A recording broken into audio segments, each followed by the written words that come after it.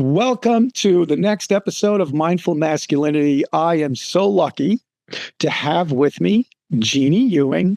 Jeannie is an author, a speaker. She is someone who has published many, many books about the life that she's lived and how it can offer opportunities. Her life can offer opportunities for people to think about their lives and how to improve themselves and improve the relationships that they have around themselves.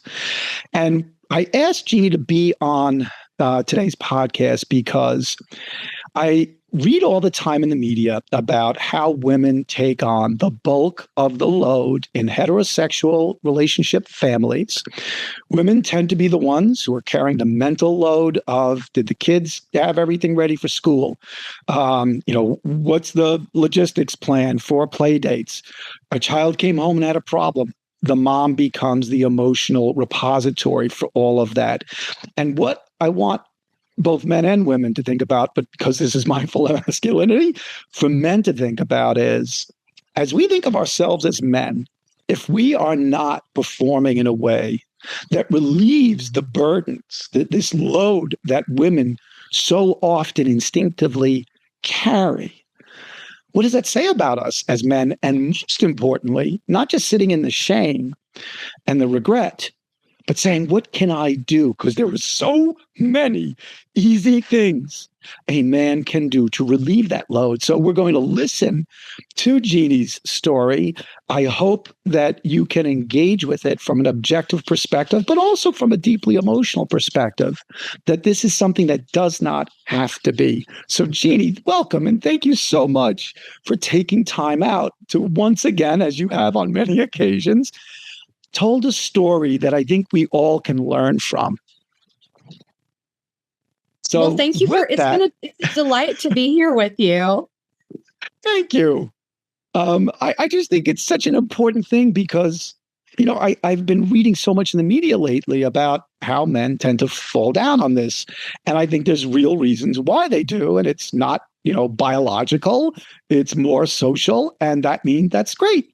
We can solve for this and we can help people have these rich, fulfilling relationships that don't have to carry the burden that one person tends to do so. So give us a little bit of background about your story. I'm interested from the beginning. What was it like growing up as a young girl and a woman in a way that you feel shaped the woman you became when you became a wife and mother? Is there something in that narrative that you can see today and say, I kind of grew up with a lot of this. It was built in me as I matured. Yeah, that's an excellent question. I don't think anyone's ever asked that specific question to me before, but I've thought about it a lot.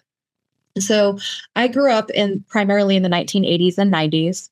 So culturally speaking, I was very influenced by traditional values and family structures or family systems. I grew up in a Midwestern town, so a very conservative area. And my parents were very typical. My dad was the breadwinner and my mom was stay at home. And I just have a younger brother. So growing up in this little unit of 4 in a very predominantly white middle-class suburban neighborhood and attending Catholic grade school, I was very insulated from, I guess you could say, the real world.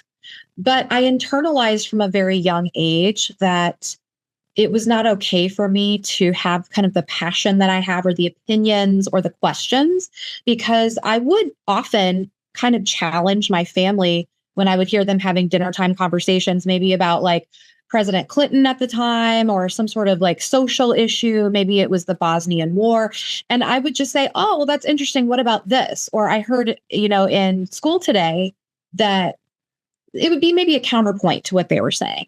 And I was often quickly silenced and told that it wasn't ladylike for me to speak up like that, that I was too opinionated, I was too bossy. And so I did really internalize a lot of those messages as shameful ones. And they really, to me at the time, at that age, pointed to some sort of character defect or flaw in me. I don't think I ever really understood the differences in gender roles until I was much older. So I kind of just followed this path that was paved for me by my family. I didn't question it. It made sense to me. I always thought, yeah, someday when I grow up and get married and have a family, I'll be a stay-at-home mom too. Even though I have to admit, though, Richard, that my dad was the one who told me when I was in high school and I was getting ready to look at colleges, he said, you know what? You don't just have to be a wife and a mother. You're very smart. He's like, you're very smart. I want you to really look into higher education. I think that you can go really far, that you can do whatever you want to do educationally and have a career. And he said, if nothing else, let's say you actually do get married and stay at home and have a family, you're going to be a fantastic conversationalist. You're going to be a very well-rounded person. You'll know how to critically think. You'll be great in spontaneous dinner parties or situations like that, social gatherings. So it was my dad who really pressed me not to just sort of give into this traditional paradigm of falling into the in line as wife and mother and having no other ambitions. My dad saw something more in me. So I really credit him for that. Did you know at that point that you have an interest? Was it writing and English? What was the thing that you saw rising out of those conversations with your father as you progressed towards going to college? Well, I did actually. When I started, I was very creative as a little girl. So I was always into art. That was kind of the way that I expressed my feelings, feeling like a very sensitive person, not having any other outlet for some of the family issues going on with my younger brother, who has a lot of problems. And when I learned how to write and I learned how to form sentences and phrases that were really beautiful and powerful, that's when I fell in love with writing. And I often would come home from school and just write short stories, and I'd illustrate them too. And at the time I was really into series books. That were popular at the time, like The Babysitter's Club and Sweet Valley Twins and Animal Inn. And so I imagined myself growing up to be a YA or middle grade fiction author of a series, some sort of series. And I actually came up with the title, Too Many Siblings, Too Many Pets. And the reason was I grew up in a city and I only had one brother. So this vision I had was, I want to have this character that's kind of like me, live on a farm with tons of animals and have like 8 siblings, because it was just such a divergence from what I knew and grew up with. And I wanted to be an author. I wanted to go into professional writing. I looked into that my senior year of high school. And actually, my parents dissuaded me from going into a post-secondary degree for writing because they told me I was not going to probably make much money as an author. And if I wanted to be able to support myself and live independently and have a somewhat of comfortable life, they encouraged me to look at other things. And so my dad wanted me to go into a STEM type of industry. He saw me as being very strong in math and science, which I was, but I didn't enjoy those subjects. I actually chose to go into psychology and counseling. So I got a bachelor's degree in psychology and graduated summa cum laude. And then I went back to the same university and got a master's degree in school counseling. So I did kind of like deviate from that childhood dream of becoming an author at the time. And how long after you had your master's, how long were you employed in that vocation? It was very hard to find a job in school counseling the year that I graduated. Mm-hmm. My husband and I were newlyweds. We had met online, and he had moved to Indiana from New Mexico, where he had gone to college, and he was working at Los Alamos National Lab. So my husband, he went into materials science. He's a materials engineer who specialized in metallurgy. His chosen industry is very lucrative, and it's also very in high demand. So he has no trouble finding work. And he found a job in Indiana. I was finishing up school. And as I was putting out my resume, there really just weren't very many open positions in our region that was within commuting distance. And I found one that was at a very rural school, and it was very small. It was also interesting because it was half white and half Amish. So like there was this strange type of segregation in the school that I found to be a little strange, but they culturally, the people of that community, Amish and English alike, it worked for them. So I ended up becoming a freshman, sophomore counselor part-time at that school. But it was very hard for me there because I was an outsider. I didn't grow up in that community. And everybody who worked at the school, they had grown up together. They knew each other. Generations had lived in this area. And so they didn't trust me.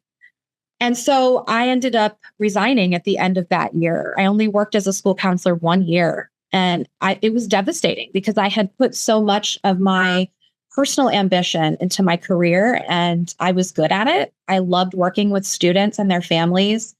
And I felt lost afterwards. My husband had this great job. I didn't have a job. We didn't have kids yet. And that was really when I started to wonder, okay, is this the point in my life where I need to have children? Because I felt this huge void. I was approaching the age of 30. Most of my very close friends were having their first baby, and they had invited me to plan the baby showers. And I just felt like my time was running out. And so it seemed like good timing for my husband and I to try for a family. But then I went through infertility for about a year, and I had to go through lots of blood tests, lots of infertility treatments. And that was a huge heartache. It was something I hadn't foreseen. Nobody had talked to me about that growing up. It was mostly like, when you get married and have a family, but there was no other context around that. I never grew up around babies. I didn't see nursing women. I never heard my mom talking to her friends about, chronic sleep deprivation and colicky infants. It was just kind of like in passing, but there was never any real education about motherhood. And so I was very naive. And that's when I lost my job or quit my job, it was a mutual agreement between me and the school. When I left the school that I was a school counselor at, that was when I was very serious about this motherhood thing. And so I also went through infertility, 4 years for our first child, 1 year for our second child. All of the procedures failed. Each child, to the best of my knowledge, was conceived totally naturally and under conditions where the doctor, Dr. Kreiner, said to us, you're going to have to face the likelihood that you'll never be biological parents. So I totally get what it's like to carry that load emotionally and mentally, because I was an uncle at 16 years old. My oldest brother and his wife had their first child when I was 16. And I fell in love with being a father almost immediately because Gina used to stay in my bedroom when they would go away for the weekends because I had the warmest room in the house. And I had no problem doing the 2 o'clock feeding, the burping, the cleaning up the diaper. She was such a wonderful child. And there was this thing inside me that stirred me to go, I got to do this. So when we went through infertility, it was painful. We're going to finish up a little bit more on your career, but I want to ask you right now, going through infertility for me, because my then wife, who we had all 3 children with, we only divorced a few years ago. We were not the best communicators as a couple. And I found us very isolated by infertility because there was only so much that she would share with me and that I seemed to be able to comfort her about. And she really didn't see me necessarily as going through the same emotional trauma that she was going through. If you don't mind, what was your experience like as a couple and as an individual, a woman who's now chosen to be a mother, and you're facing all these challenges? Was that a load you carried as a couple, individually? Great question. So I'm an open book. I have no problem sharing with the people I trust about everything I'm feeling and going through. And my husband, Ben, and I have always had a really rock solid friendship. And so at that time, it was very easy for me to cry openly, to talk about how lonely it felt, that ache, the sadness of maybe we'll never have biological children. The thing about it is Ben always had this very optimistic viewpoint and outlook. He said, well, maybe we won't, but we still could, let's not give up. He was always the one kind of coaching and encouraging me. And so he never really shared whether it was hard for him, because I think maybe he was trying to fill that role of supporting me and what was going on with my body with all these hormones that I had to take and these shots. Oh my God, the Clomid shots. Oh my God. Yeah. And then I took HCG, which he administered because it's kind of in a weird spot on the back of my thigh. Yeah. And so, we did talk about how we wanted a family and we were ready for that. But I was the one that was more, I think, worried that it wasn't going to happen the way that I hoped or wanted. And Ben was always the one that was far more hopeful and optimistic that it would work out. Yeah, my memory, there's quite a few memories, but one of my most profound memories, because it happened every month for 4 years, was, if she got up first thing in the morning when she was, would take the test and then show it to me that she wasn't pregnant yet again. And I, getting ready to go to work, jumping in the shower and just putting the faucet on full force to wash away my own tears, the constant pain for her, that she once again was being rejected by her body, which all of her girlfriends were finding was so easy, just feeling her pain, but then also wondering, is this another nail in the proverbial, father coffin that I will not be a biological father? And she just was never able to absorb any of mine. So I just kept it away from her. And doing that alone was a very, very painful experience. I had very few people to share it with. In fact, up until my wife being hospitalized because she was on Clomid and the doctor wasn't scanning, wasn't doing a weekly scan of her ovaries to see if they were growing too big. Until that moment when she had to be hospitalized and we had to reveal to everybody that, we were infertile. The rule to me was don't say anything to anybody. And so it was just the two of us, disappearing for doctor's appointments that we couldn't talk about. Why are we not coming to Christmas, et cetera, et cetera. So anyway, but you did get pregnant and you did become a mom. Tell us more about that journey. Sure. Well, I want to just say about the infertility. I did hear when I was writing a book about grief that infertility is grieving the loss of a person you don't know, that doesn't exist.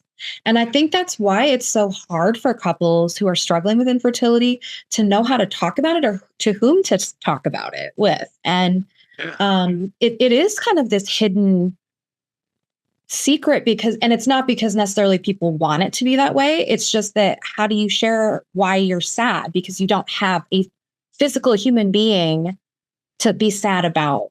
Right. And it's a different kind of ache. It's a different kind of void. So I just wanted to comment that. So yes, Ben and I ended up having 5 children altogether. For our first 3, I struggled with infertility with each one and had to go through all the shots and the hormone treatments. And those are all girls. And then the last 2 are boys, and I got pregnant without trying with them. But our middle daughter, who's our second child, Sarah, was born with a rare genetic condition called Apert syndrome. Another thing that was just not on my radar for motherhood. Right.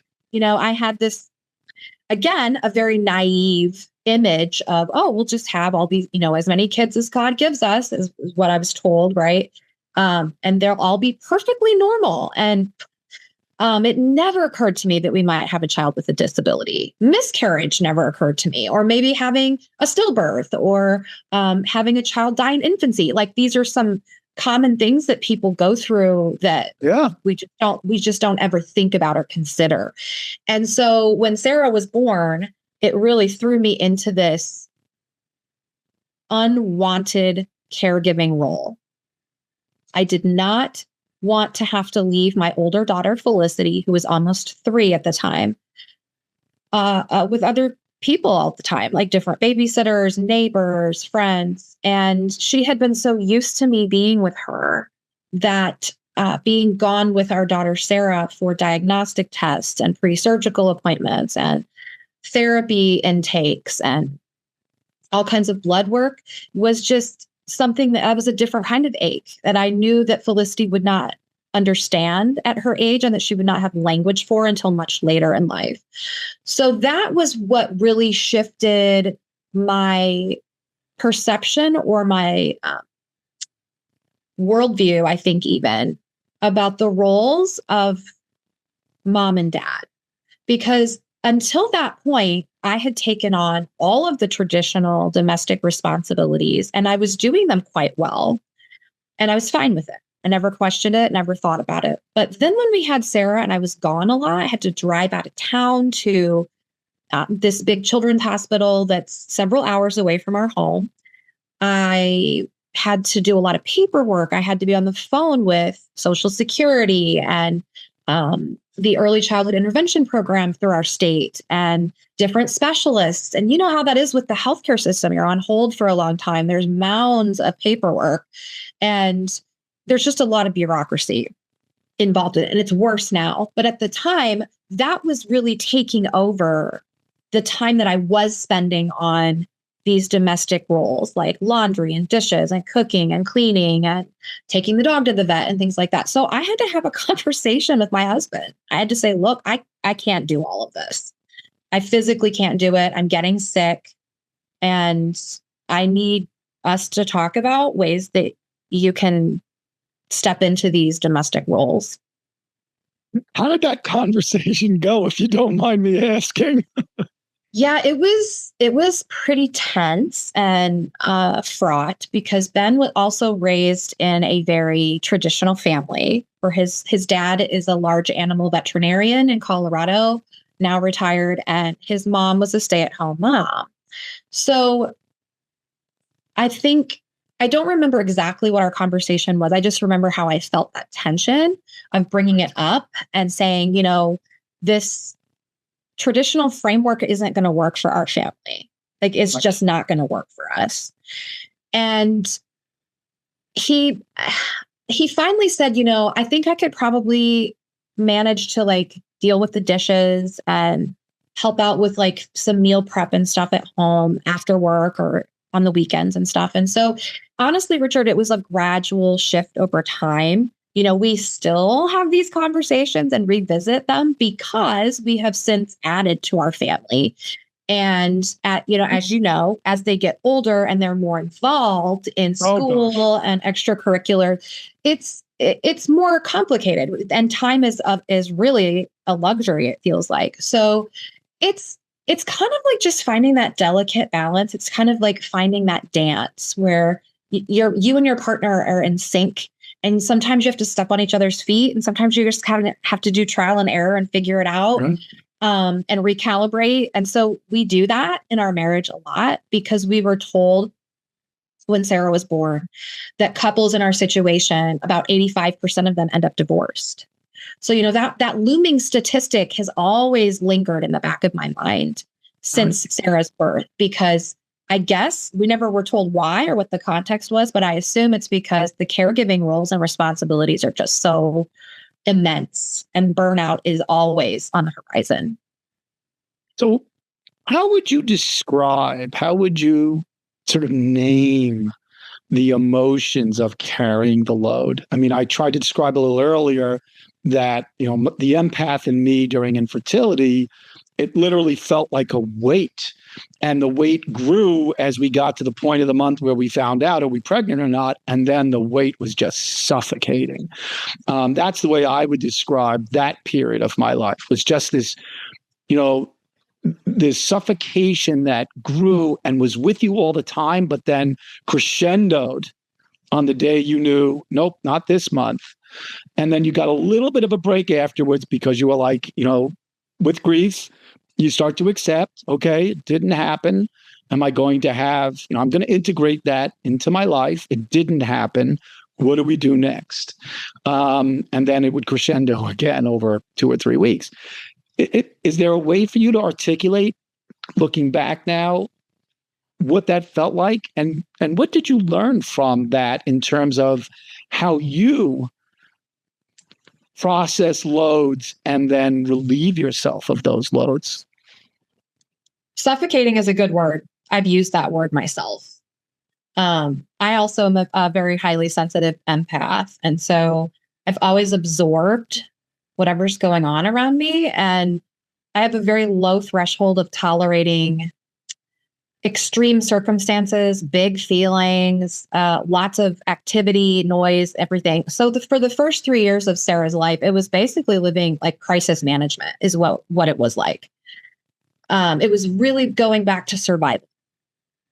And there was a lot of this invisible labor that, Ben never saw or knew that I did because he was at work all day. Right. And it was really too exhausting for me to even kind of go through like a litany of these are all the tasks that I did today related to Sarah's care. And I think, at this point in our life, I was able to use a lot of the skills I had learned as a school counselor of advocacy, coordination of care, being a liaison. And so that was really interesting because I thought for a long time I would never really go back to using the skills that I had acquired through my training as a school counselor. And yet I found myself in this role as a caregiver using those very skills to help find the best quality of life and care for our daughter. But I think because the grief was so prevalent, especially in the early months of Sarah's life, it really did feel like this suffocating leaden weight. It was like an anchor in my heart. And that made it really tough for me to know how to act in social situations. I was angry a lot because I felt like it was unfair that 2 of my friends had given birth to healthy baby girls the same week that Sarah was born. And I was like, why? Why were we chosen for this? Because I did have some friends say, oh, God gives special children to special parents and God doesn't give us more than we can handle. And I was mad. I wanted to punch them in the face.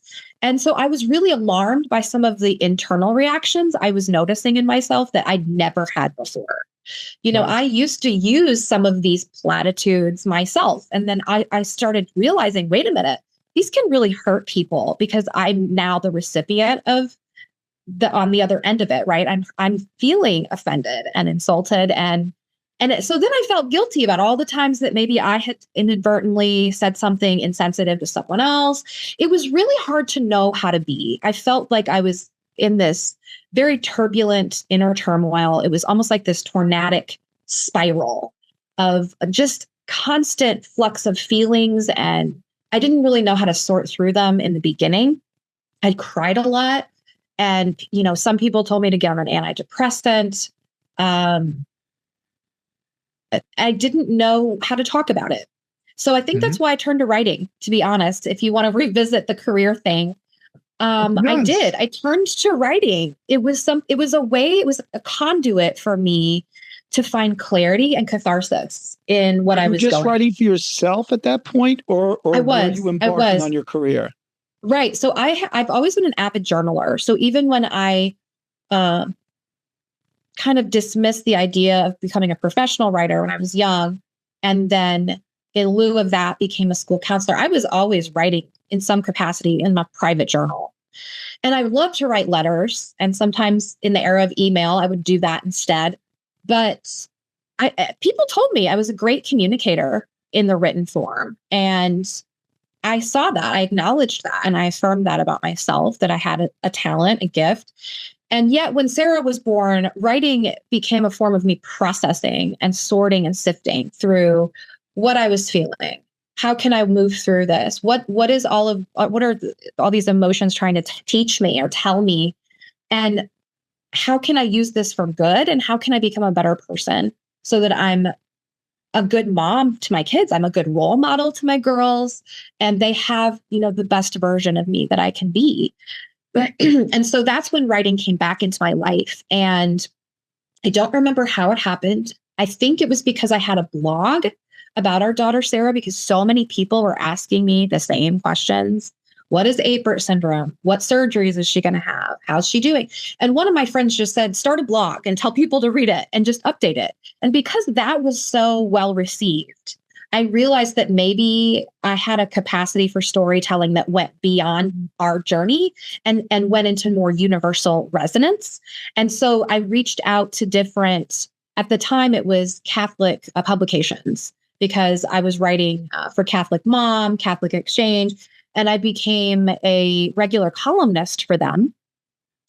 And then I started getting paid for writing these columns. And then one of the editors from Catholic Exchange reached out to me and said, you have this very thematic thread of writing about grief in a lot of your essays, and they're really, really connecting with our readers. Do you think you might want to write a book? So he served in the role of kind of a scout for Sophia Institute Press, and they took my book proposal for my first traditionally published book, which was From Grief to Grace. And that was the seg that got me into writing and speaking on a professional level. So, so many questions that you've raised, and I'm going to try to ask them in some kind of logical order. But I want to go back to before you started writing publicly through the blog. Did you have a sense that you were kind of reaching a limit? When you talk about grief, was it that building sense of grief where you realized, I can't keep doing this? What we're doing now is not working for me. And as far as I can tell, it's not working for my children. Was that reaching that limit when you felt the courage, or whatever you want to call it, to sit down with your husband and say, we got to talk about this? Yeah, great question. What I'm thinking about are the early weeks after Sarah's birth, when I was very hopeless and I was spiraling. I think some of it was probably postpartum depression, but I was just doing nothing. I had a C-section. I was doing nothing except sitting on the couch, sulking, groveling, just wallowing. I was angry. I felt sorry for myself. And so for solid 2 weeks, that's the state of my mind and my emotions that I lived in. I just was like constantly apologizing. So there's the groveling for how I was feeling. And then I'd cry. And then I would go back and I'd be angry. And I would say, this is unfair. Why did this happen? And then I would go back to feeling like everything was justified. And I was allowed to feel sorry for myself, and I was this victim. And it just kind of circled and spiraled in that direction for 2 solid weeks. And after that, I was like, I'm doing nothing productive with this. And this is not healthy for me. And this is not who I am. Like, this is just not the person I am. And so I want to figure out a way to change that. And journaling, going back. Is that when you had the discussion with Ben? I think it came on the heels of when I started journaling for myself. I just went back to just kind of vomiting it all on the page and writing uncensored. Like, I don't care how many F-bombs I use. Nobody's going to read this, And then from that, I got the clarity and the catharsis, and I was able to then realize the unmet needs that were part of this inner turmoil. And that's what I could bring to the conversation. But before that, I just didn't have the clarity, and I didn't have the language to know how to express that to Ben. Is that what you think? And I'm going to guess that it was mostly women who were reading your blog with the Catholic Exchange. I'm guessing it was mostly women. Is that what you felt coming back to you? Was that, they were connecting similar emotions about carrying loads, whether it was because of a child who was neurodivergent? Is neurodivergent the right way for me to describe Sarah? She is neurodivergent. That's not her primary diagnosis, but she does have autism. Okay. Yeah. But I would imagine not every woman who was reading your blog, commenting and feeling something was specific to your situation. Is that a correct assessment?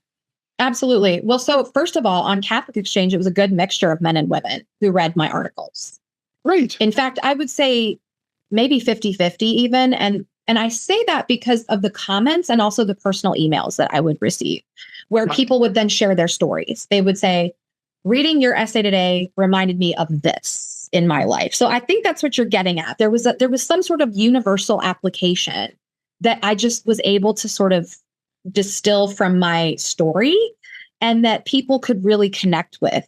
So yeah, you're right. It wasn't about the fact that Sarah had this rare condition called Apert syndrome. It was really more about how I was reflecting on it, and how being a mother and trying to live out my faith was taking shape.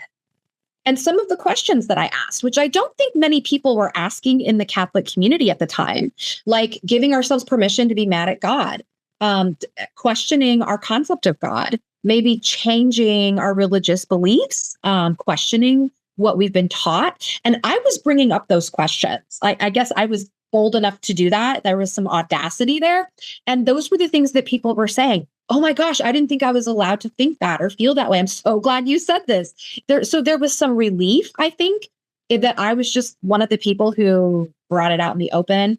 But there were so many other people who were wrestling with a lot of the existential and spiritual realities that were shifting for them.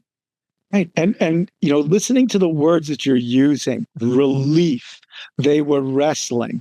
It keeps bringing me back to this theme of carrying a load, that life brings us challenges, and there's a weight to these challenges that if we are not finding the outlets, you started through the blog, then you were now engaged in actually having conversations with other people. So you were no longer alone in your endeavor. You could share those emotions with people who shared the same with you. And then, of course, you have to make a living out of this, showing people that tamping down what you feel and how life is weighing on you is unhealthy, and that disclosing it in trusted places, it's so liberating. And I love that about your story, because especially hearing that 50% perhaps of your readers were female and 50% were males, that it shows us this is a universal experience. And when I think about so many of my female friends who tell me stories about how much of a load they carry in their household, and I sit there and I say to myself, is this couple not having a conversation? Is he not aware? Does he not see the exhaustion? Does he not hear when the two of them go out on a date? Is she not saying, I'm really struggling right now and I need help? What's going on that people are not disclosing to each other? So at the very least, any man who's watching this, how are you giving a safe place for this person whom you say you love to not carry that load alone, for you to alleviate to the best that you can this burden that they're wrestling with and they need relief from? And I'm astonished to hear you say that 50% were men, because I would have thought it would have been like 25%. A lot of them were older too, Richard, and they were caregivers. Like they had maybe a wife who had cancer, or they had a mother with Alzheimer's. They may also have been like you and me and just had a more empathic kind of a personality. Right. So they were just more naturally inclined to recognize and being more nurturing. I don't know. I'd have to go back and think about that more. But yeah, I guess I didn't really think about the demographics at the time that I was writing professionally and publicly. But, when it comes to these conversations that you're talking about, I think that our men they're good men, but they don't think about it because they don't have to. We live in a culture and a society that really upholds traditional masculine roles and almost even elevates or lauds them, and women, it's very covert, but the expectations placed on women are many. And I would even say legion, and they're also impossible for us to meet. So we're supposed to be perfect wives, perfect mothers, perfect housekeepers, perfect cooks, chauffeurs, counselors, nurses, administrative assistants, all these different roles that we play. And there's no payment for it. We don't get compensated at all. And the culture that we live in, the Western society, doesn't look at that kind of labor as profitable or productive. And so it's just kind of like a given. Like, well, someone's got to do it. It's probably going to be the mom.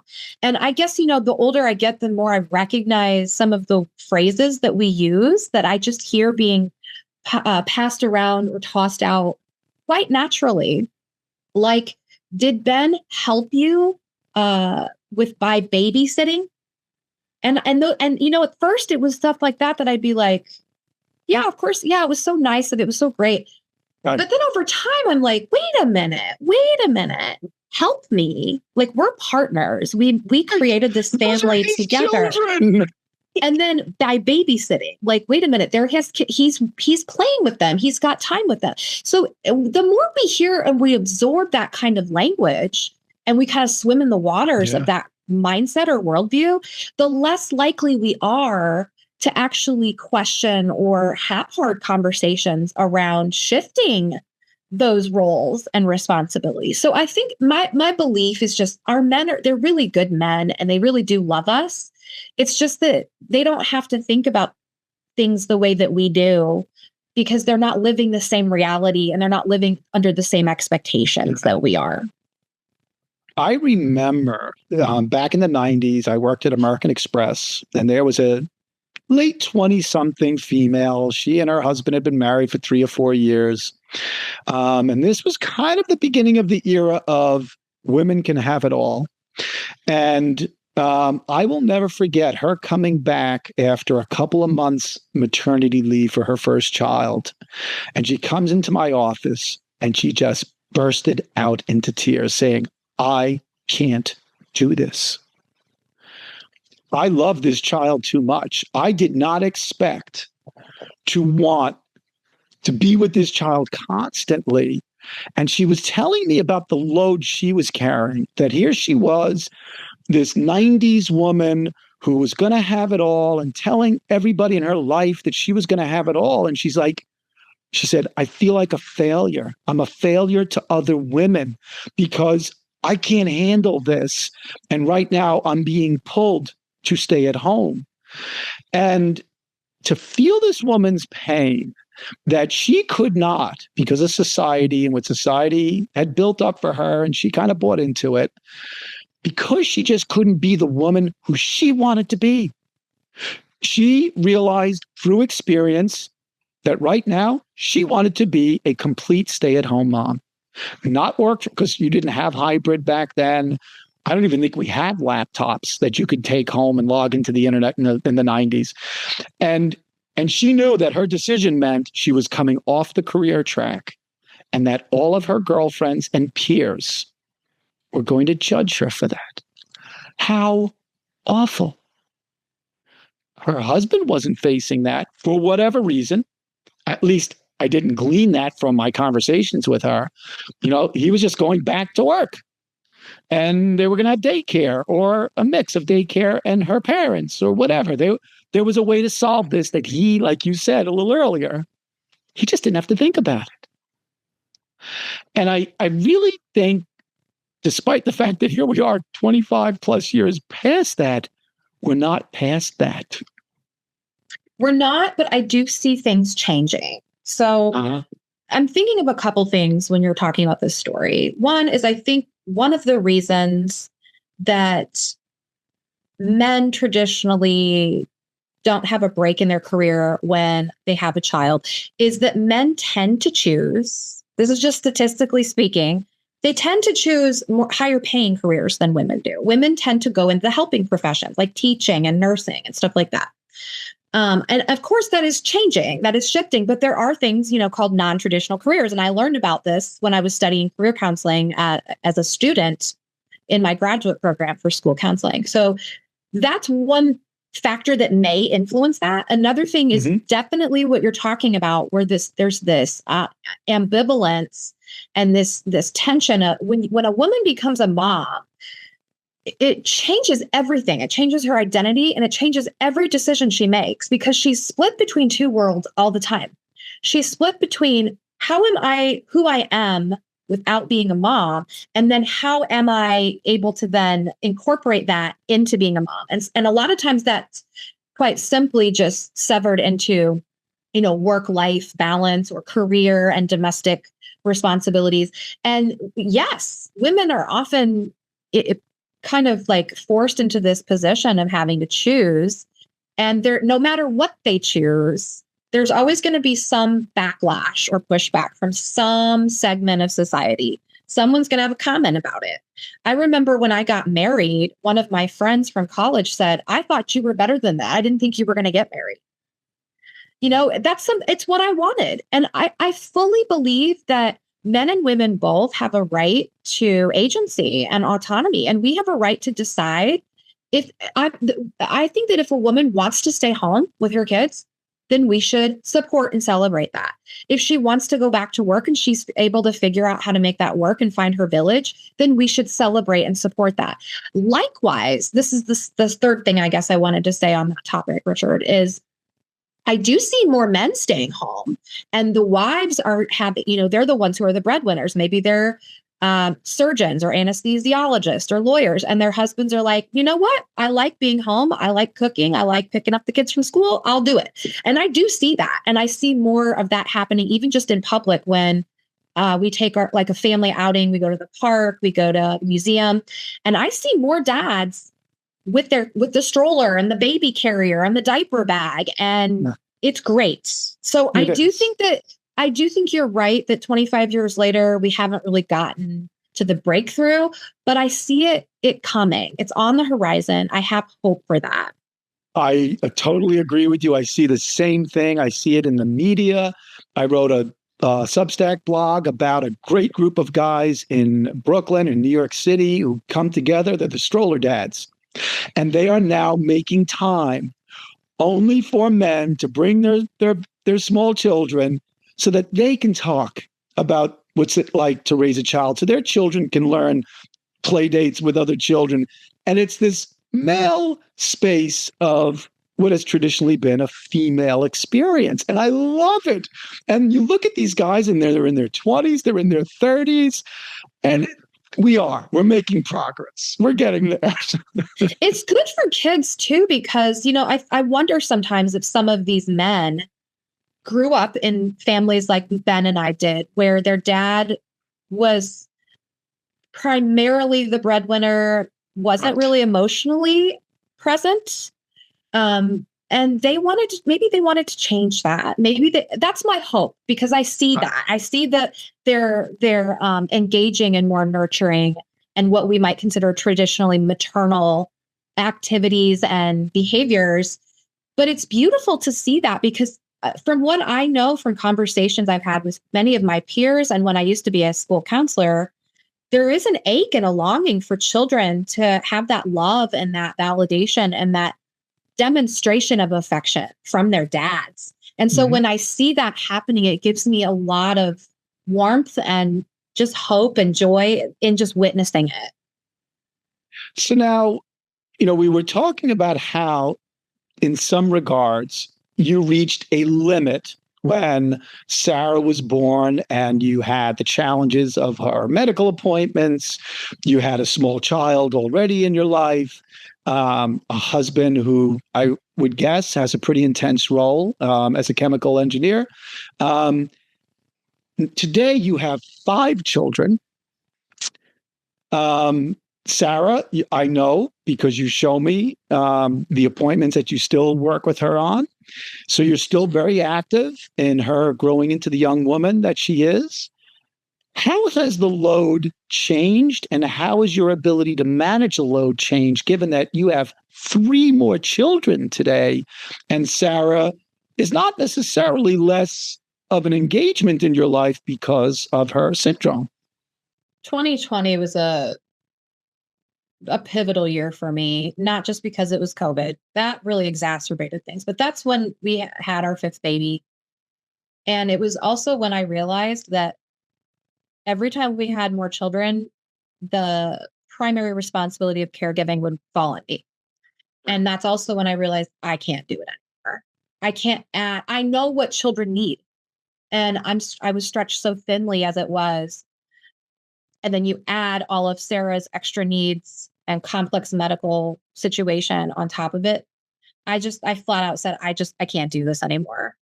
Um, which sounds like a common refrain that you've heard from women. I can't do this anymore. So it's been a long road, Richard, for 5 years. It's taken a very long time. And your I would say youngest that is how old today? he's 5. 5. He's 5. He's in kindergarten this year. And so I spent a good 2 or 3 years where I really couldn't do anything for myself. And I really loathed my life. And I had to go back. It was one of those moments, like I described earlier about when Sarah was born, where I had to recognize that I was spiraling into this self pity and, okay, what am I going to do about it? How can I change this? Because I don't want my kids to grow up and remember a mom who was sullen and burdened and irritable and reactive. Like, I want them to remember me as someone who loved them and played with them. And, I don't want to push them away from family and create that chasm or that wound in them. So that it's been a lot. It's just like I described earlier. Ben and I have had to have these conversations again. And we've had to both be very honest about how burned out we both feel. We don't have a lot of support from our families of origin. So we have had to really rely on a different kind of village. It's kind of like a chosen family. So people that you just wouldn't expect that step up because they can and they want to, and they end up being really good at accompanying you, stepping in when you need babysitting, when you need a meal, when you need someone to, run an errand for you, mow the lawn, something like that.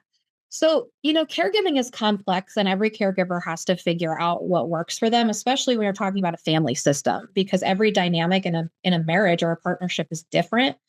And you're right. It really does come down to ongoing, honest and open communication, and sometimes having a hard conversation and just being able to sit with the fears that both people have and just allowing space for that and trying to figure out, brainstorm together what you can do, what you can control, and learn to let go of the rest, what you can't control.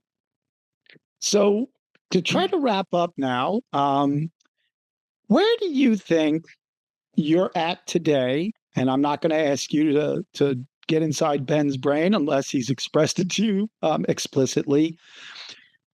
Where do you feel your mindfulness sits today in terms of being mindful of what you're going through, the emotions, being mindful of what, the kids need, what Ben needs?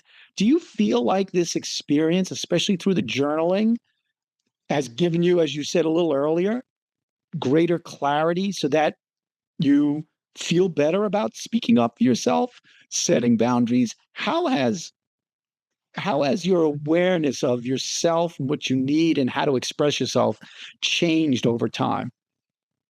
Writing is central to my healing journey, and it still is. So, yes, to answer that question about journaling, in terms of how it helps me be more mindful, I think that that's been kind of a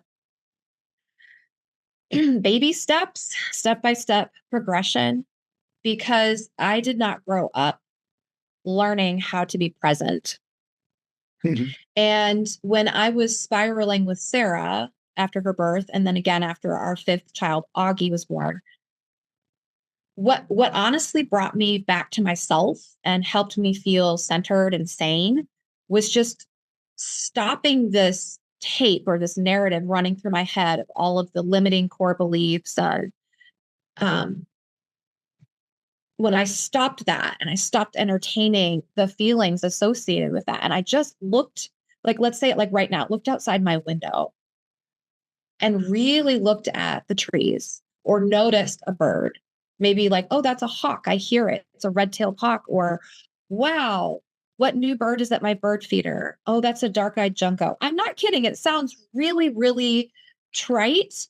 And No, it's not at all. but those were the practices that brought me back to what is happening now? It brought me back to, um, it took me out of that self-deprecation and um, that rumination that's so natural for me. That's just how I've always been wired.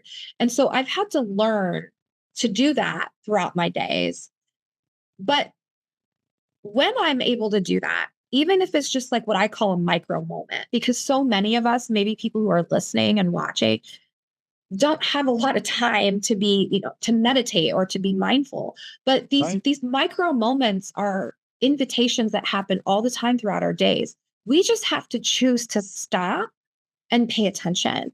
And when I do that and when I practice that more and more, it actually does incorporate into what I write. I do get lots of insights. I don't do it for that reason. It's really more of an entering in the moment with no judgment or expectations, no agenda. It's just to appreciate and to recognize the beauty of that's all around me. And that really also helps me to stay grounded when we live in turbulent times where, politically and socially things are just mad, crazy, mayhem. I still see the beauty and I still see the good. And that is also what I bring into the conversations I have with my children.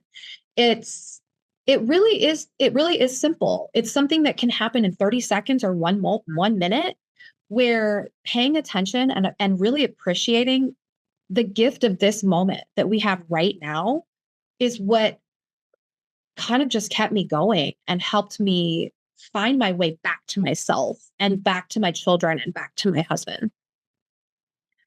We're going to wrap up now. So, given that the statistics, research shows that your experience as a wife and a mother in a cisgender relationship is very common.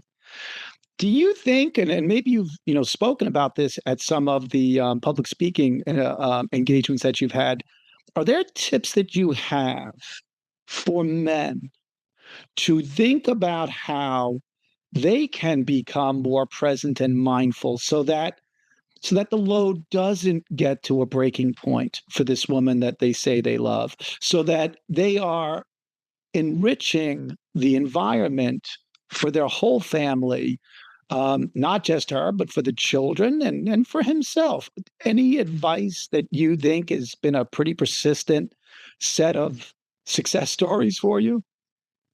I think doing a daily check-in is really good.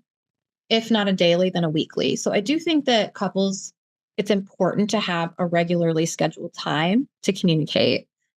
And then what I would say to the man is she doesn't want solutions and she doesn't want things to be fixed. She wants to be heard. And so if a man could just practice being present and listening and using empathic language like, tell me more about what that's like for you, or I can see why that's really hard. What can I do to help? Using those kinds of questions and phrases really will help her feel like she can unburden herself without feeling guilty about it. And then if the man can receive that, whatever she says, like if she says, I need you to do dishes or I need you to pick up the kids from school, being willing to like sit with that discomfort or that maybe startling feeling, whatever emotions or reactions they have, and then being able to just honor that she's brave enough to speak up about her needs and that they are a partnership and they are a team. So how can they work through ways that both of their needs can be met where they're not getting burned out? And if that means outsourcing help, but to brainstorm together. But I think it really starts with a regularly scheduled time together to communicate. And it also, empathic language it's huge. It really goes a long way. Yeah. Who taught me? I forget. Someone taught me for men, one of the, and I guess it goes for women as well, that when someone comes to you and they're sort of unloading their load, to ask them, are you looking to be helped? Are you looking to be heard? Or are you looking to be hugged? And I love that because it breaks it down to maybe this person does need to say to me, you need to take the kids tonight. That's help. No, I just want to be heard. I need to get this off my shoulders. And if you can't empathize with me, that's okay. But I need for somebody to hear what I'm going through. Or not only do I need to be heard, but gee, it'd be nice if you validated and hugged me. Love It's that. such a simple concept for men Yep. to say, don't assume, like you say, that we need to fix something. But if you also miss the opportunity to let that person choose what they need from you, that's not going to help the relationship and it's not going to help them. And I would hope most men emotionally and mentally could say to themselves, that's simple. I can do that. The 3 H's are simple. Yes, I love that. I've heard that too, Richard. I'm glad you brought that up. Hug, help, or hurt. Yep. Yeah. Simple. Yep. Well, thanks for this conversation. Jeannie, thank you so much. Where can everybody find you? I follow you on Substack. Where else can people find you? And also, what do you tend to like to do when it comes to your speaking engagements? What are the themes that seem to resonate that if someone watching wants to invite you, these are your sort of strong points? Well, I'm very active on Substack. So yes, it's under I Grow Strong Again. I have a website, jeannieewing.com. I primarily speak about motherhood, caregiving, grief, and I merge those themes a lot. Great. Well, thank you so much. I hope that this is helpful, especially given, as I've said a couple of times on the podcast, it is so common in our society that women just naturally take on the load. Gentlemen, as Jeannie said, we know you're good guys. Just listen a little harder and be more curious about what your loved one is going through and apply those 3 H's and things will get better. They will definitely get better. Jeannie, thanks again for taking the time. Thank you, Rich. It was great talking to you.